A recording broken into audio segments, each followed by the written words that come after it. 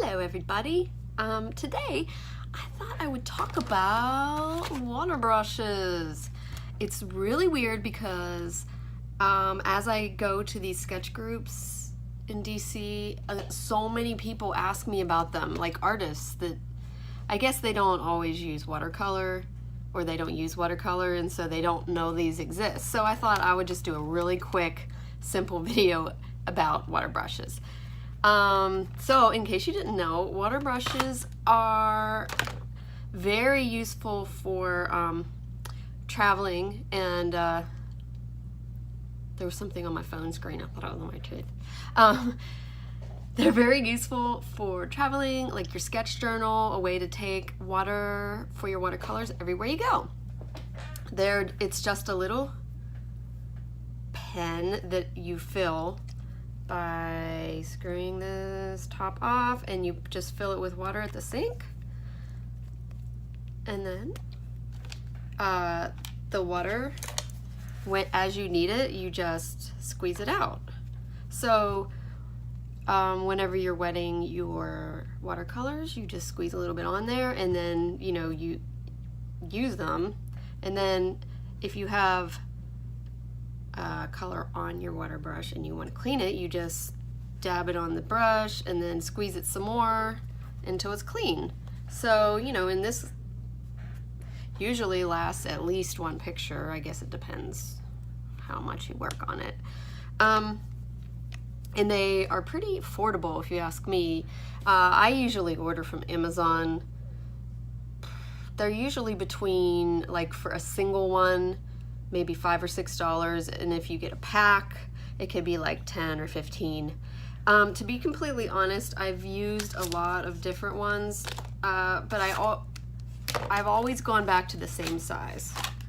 Like this pack right here, I got just to try it, and I did get one out that I have used, but that's not it. That's not it.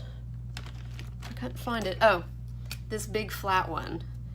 I wanted to try that for doing like washes in the background, and it's kind of cool, but it's not really worth it for me to carry it around. So I always end up using this medium one. So anyway, you can get various flat, it's too bright.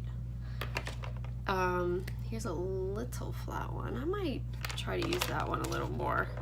This is a pack that I have not used at all. Obviously, they're very clean.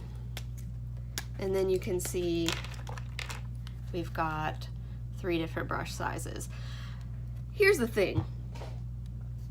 This brush size to me is almost the same as this size. It really is almost the same. Plus, if you want to use a very thin, or make a very thin line, you just use the tip of it.